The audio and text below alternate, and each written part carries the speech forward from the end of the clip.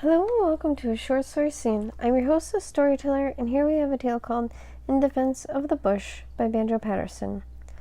So you're back from the country, Mr. Lawson, where you went, and you're cursing all the businessmen in bitter discontent.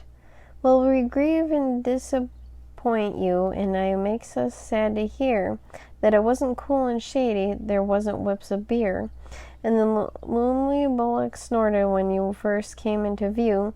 Well, now you know, not so often that he sees a swell like you.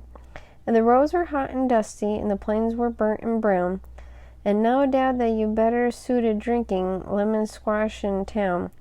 Yet perchance if you should journey down the very track you went, in a month or two at furthest, you would wonder what it meant. Where the sun-baked earth was grasping like a creature in its pain, and would find the grasses waving like a field of summer grain. And the miles of thirsty gutters, black by sand and choked with mud, you would find the mighty rivers with a turbid, sweeping flood. For the rain and drought and the sunshine make no chances in the street, in the sullen line of buildings and the ceaseless tramp of feet.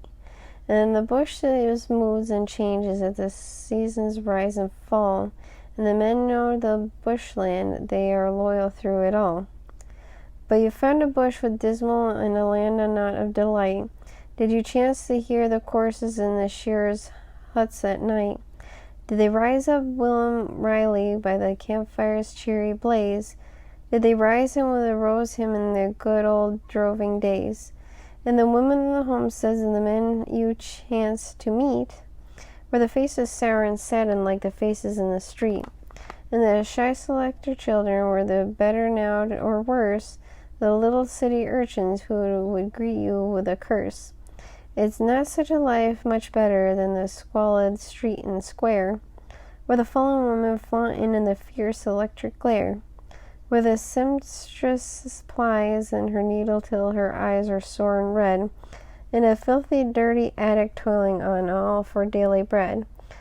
Did you hear no sweeter voices in the music of the bush than the roar of trams and buses and the war whoop of the push? Did the magpies roar in the slumbers with the choral sweet and strange? Did you hear the silver chiming of the bell-birds on the range? But perchance the wild bird's music by our senses was despised. Or would you find this way of towns till the bush is civilized? Would you make it to a tea garden on the Sundays, have a band, where the blokes might have their dough hands and the public close at hand? And you better stick to Sydney and make merry with the push, for the bush will never suit you, and you'll never suit the bush. And that concludes our tale In Defense of the Bush by Banjo Paterson.